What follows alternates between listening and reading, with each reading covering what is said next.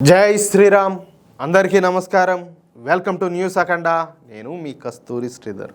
మిత్రులారా, భారతదేశంలో ఇస్లామిక్ తీవ్రవాదం అనేది ప్రధానంగా ఈ మతపరమైనటువంటి సిద్ధాంతాలు, అలాగే సరిహద్దు అవతల నుంచి వచ్చేటటువంటి తీవ్రవాదం, అలాగే ఇస్లామిస్టుల నుంచి వచ్చేటటువంటి మద్దతుతో పాటు స్థానికంగా ఉండేటటువంటి జిహాదీల వల్ల మన దేశంలో ఈ ఇస్లామిక్ తీవ్రవాదం అనేది ఏర్పడిందన్నమాట. భారతదేశంలో ఈ ఇస్లామిక్ తీవ్రవాదం ప్రధానంగా జమ్మూ కాశ్మీర్లోని సంఘర్షణతో ముడిపడి ఉన్నదన్నమాట. Lashkar e Taiba, Jaish-e Mohammed, Hizbul Mujahideen, Al Badr, the resistant front వంటి సంస్థలు పాకిస్తాన్ మద్దతుతో ఈ కాశ్మీర్ తో సహా మన దేశంలోని అన్ని ప్రాంతాల్లో కూడా దాడులకైతే పాల్పడుతున్నాయి. 2001లో మన దేశ పార్లమెంటు పైన దాడి, 2008లో జరిగినటువంటి ముంబై దాడులు, 2025లో జరిగినటువంటి పెహల్గాం దాడి భారతదేశం ఎదుర్కొన్నటువంటి అతిపెద్ద తీవ్రవాద సంఘటనలో కొన్ని అన్నమాట. ఇవి కాక ఐఎస్ఐ, అలాగే ఆల్ ఖైదా వంటి అంతర్జాతీయ ఉగ్రవాద సంస్థలు భారతదేశంలో అడుగు పెట్టడానికి విశ్వ ప్రయత్నాలు కూడా చేస్తున్నాయి. కానీ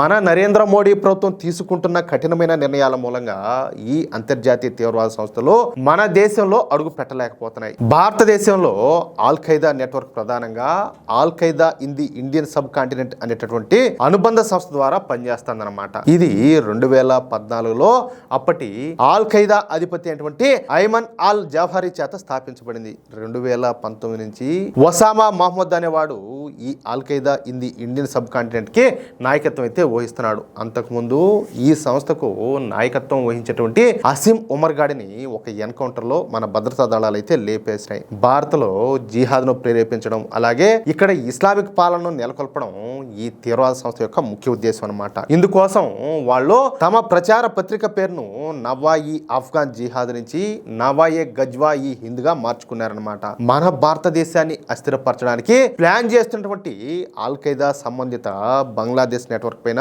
మన నేషనల్ ఇన్వెస్టిగేషన్ ఏజెన్సీ పశ్చిమ బెంగాల్, కర్ణాటక, అలాగే జమ్మూ కాశ్మీర్ వంటి 6 రాష్ట్రాల్లో భారీ స్థాయిలో సోదాలు అయితే నిర్వహించింది. ఈ దాడుల్లో దాదాపుగా డజను మంది ఆల్ ఖైదా తీవ్రవాదులను మన ఎన్ఐఏ వాళ్ళైతే అరెస్ట్ చేసినారు.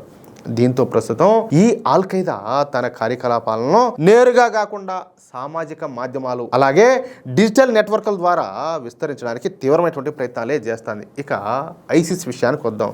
భారతదేశంలో ఐసిస్ నెట్వర్క్ ప్రధానంగా ఆన్లైన్ రాడికలైజేషన్ ద్వారా, అలాగే చిన్న చిన్న స్థానిక గ్రూపుల రూపంలో పనిచేస్తుందన్నమాట.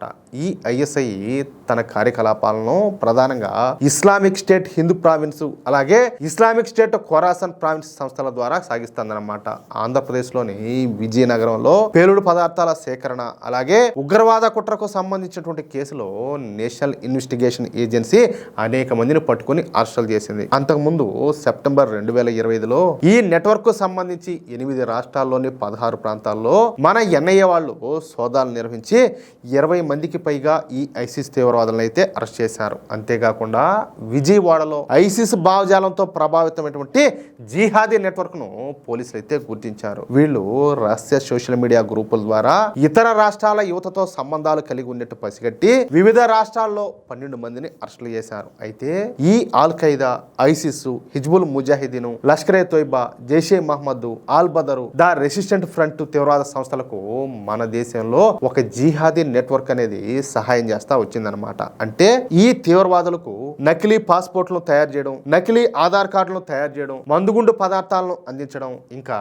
తీవ్రవాదులకు ఈ నిధులంతా కూడా అందించడం, వాళ్లకు ప్రత్యేకమైనటువంటి యాప్లను తయారు చేసేటటువంటి ఒక నికృష్ట దరిద్రపు జిహాదీ నెట్వర్క్ ను ఢిల్లీలో పోలీసులు అయితే కనిపెట్టారు. అంతేకాదు ఈ జిహాదీ ముఠా తీవ్రవాదులకు పాన్ కార్డులను, ఓటర్ ఐడి కార్డులు కూడా తయారు చేస్తుందంట. పోయిన నెల 31వ తేదీ నుంచి మన కేంద్ర నిఘా సంస్థలు, అలాగే జమ్మూ కాశ్మీర్ పోలీసులు, వీళ్లతో పాటు ఢిల్లీ పోలీసులు కలిసి నిర్వహించినటువంటి ఈ ఆపరేషన్ లో ఈ విషయం అయితే వెలుగులోకి వచ్చింది. ఇక మన భద్రతా దళాలు ఈ క్రమంలో ఈ నెట్వర్క్ చెందినటువంటి హర్యానా, రాజస్థాన్ రాష్ట్రాల్లో 5 మందిని అరెస్ట్ చేశారు. చూడండి, 2012 తర్వాత మన భారత్ లోకి చొరబడినటువంటి ఒక పాకిస్తాన్ ఉగ్రవాది అయినటువంటి ఉమర్ అలియాస్ ఖర్గోష్, అలాగే 2024లో రాజస్థాన్లోని జైపూర్లో నకిలీ పాస్పోర్ట్ సంపాదించినటువంటి అతావుర్ రెహమాన్లను కూడా పోలీసులు పట్టుకొని అరెస్ట్ చేశారు. అంతేకాకుండా 16 ఏళ్ల పాటు పరారీలో ఉన్నటువంటి పాకిస్తాన్ ఉగ్రవాది అయినటువంటి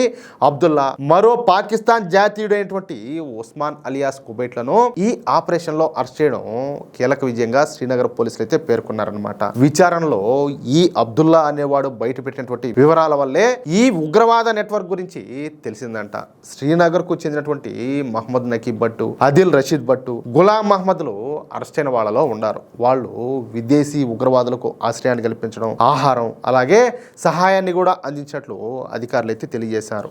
ఈ ఆపరేషన్లలో ఉగ్రవాద స్థావరాల నుంచి 3 AK-47 తుపాకులతో సహా వివిధ ఆయుధాలను పోలీసులు అయితే స్వాధీనం చేసుకున్నారు. మొత్తం మీద మరో తీవ్రవాద నెట్వర్క్ ఇప్పుడు చెప్పాలంటే అద్దంలాగా బద్దలైపోయింది. ఇక భవిష్యత్తులో మరిన్ని తీవ్రవాద నెట్వర్క్లను మన పోలీసులు పట్టుకుంటారో చూడాలా. అది విషయం అయితే చూడండి, వాళ్ళు ఎంత కష్టపడతా ఉంటే ఇలాంటి వాళ్ళంతా కూడా ఒక్కొక్కరు బయటకు వస్తారు. ఇంకా తెలియకుండా ఇంక ఇలాంటి వాళ్ళు ఎంతమంది ఉంటారు. మొత్తానికైతే మనోళ్ళు ఏంది 24 గంటలు నిద్ర లేచినప్పటి నుంచి డబ్బు డబ్బు డబ్బు అని చెప్పేసి మనోళ్ళు డబ్బు వెనక పరిగెత్తా ఉంటారు. డబ్బులు పనులు అద్దె ఇది అని చెప్పేసి లేదు పెద్ద ఇదేనట్టు. వాళ్ళు చూడండి వాళ్ళు ఏం పనులు చేస్తారో, మన దేశాన్ని సర్వనాశనం చేయాలని చెప్పి చూస్తారు. నేను మొన్న ఒకరితో మాట్లాడితే ఏంది స్వామి నువ్వు వార్తలో చెప్పినట్టు నా తలదంటున్నావే అన్నారు మా వాళ్ళే. దాంతో నాకు కోపం పీక్స్ లేక వచ్చేసింది. మీ బుద్ధి ఉండదా లేదా? మీరేదో సాఫ్ట్వేర్ ఉద్యోగాలు చేసుకున్నారని చెప్పి మీరు అనుకుంటున్నారు. ఏంది మీరు సాఫ్ట్వేర్ ఉద్యోగాలు చేసుకునేది? మీరేదో 2 పనులు చేసుకుంటా ఏదో తలా 1 లక్ష రూపాయలు వస్తుందని చెప్పేసి 2 లక్షలు పెట్టుకొని మీరేదో ఈఎంఐలు పెట్టుకుని ఒక ఇల్లు కొని ఏదో మా పిల్లల్ని ఏదో బాగా చదివించుకుంటామని చెప్పేసి మీరు అనుకుంటున్నారు. మీరు ఇదే విధంగా ఉంటే ఏదే డబ్బే పరమావధిగా మీరు బతుకుతా ఉంటే ఏదో మా పిల్లలు మేము చదివించుకుంటాం కదా, వాళ్ళు బతికేది వాళ్ళు బతుకుతారు కదా, ఏదో మేము ఒక నివుని కూడా పట్టించుకోవడం లేదు కదా అని అనుకుంటే ఖచ్చితంగా ఏదో ఒక రోజు మీరు ఇబ్బంది పడతారు. మీరు కాకపోవచ్చు, మీరు అనుకునే పిల్లలు ఇబ్బంది పడతారు. ఎందుకంటే ఈ దేశాన్ని అస్థిరపరచాలని, హిందువులందరినీ కూడా అంతం చేయాలని చెప్పేసి ఇంతమంది ప్రయత్నాలు చేస్తారని చెప్పేసి ప్రతి ఒక్కటి కూడా వాళ్ళకి అర్థమయ్యేటట్టు చెప్పిన అప్పుడు వాళ్ళ ఆలోచనలో ఒక భయం అనేది మొదలైంది. ఇదేందిరా కర్మ, ఇదేం దరిద్రం రా, మనం ఎవరి జోలికి పోకుండా మన బతికేదో మనం బతుకుతున్నాము, అలాంటిది మనల్ని అంతం చేయాలనుకోవడం ఏంది, మనల్ని లేకుండా చేయాలనుకోవడం ఏంది, హిందువులు వాళ్ళకి ఏం పాపం చేశారు, ఇలాంటి మాటలన్నీ కూడా వచ్చాయన్నమాట ఏది ఆ చర్చిలో. కాబట్టి ప్రతి ఒక్కరు కూడా చెప్పే వార్తను అర్థం చేసుకొని జాగ్రత్తగా ఆలోచించండి. మనం ఒక బాధ్యత కలిగినటువంటి భారతీయులుగా లేకపోతే ప్రమాదంలో పడేది మనమే, ఆ తర్వాత మీ ఇష్టం. మిత్రులారా, నా మాటలతో మీరు ఏకీభవిస్తే ఈ న్యూస్ గనక మీకు నచ్చినట్లయితే వెంటనే ఈ వీడియోను లైక్ చేసి మీ మిత్రులకు అలాగే మీరు ఉన్నటువంటి వాట్సాప్ గ్రూపులోను ఫేస్బుక్ గ్రూపులోను తప్పనిసరిగా షేర్ చేయండి. అలాగే ప్రతి ఒక్కరు కూడా మీ యొక్క అమూల్యమైనటువంటి అభిప్రాయాన్ని కామెంట్ రూపంలో తెలియజేయండి. ఇంకో విషయం ఏంటంటే ఇంతవరకు మీరు గనక మన ఛానల్ను సబ్స్క్రైబ్ చేసుకున్నట్లయితే ప్రతి ఒక్కరు కూడా మన ఛానల్ను సబ్స్క్రైబ్ చేసుకోండి, సపోర్ట్ చేయండి ప్లీజ్. జై శ్రీరామ్, జై హింద్, భారత్ మాతాకి జై.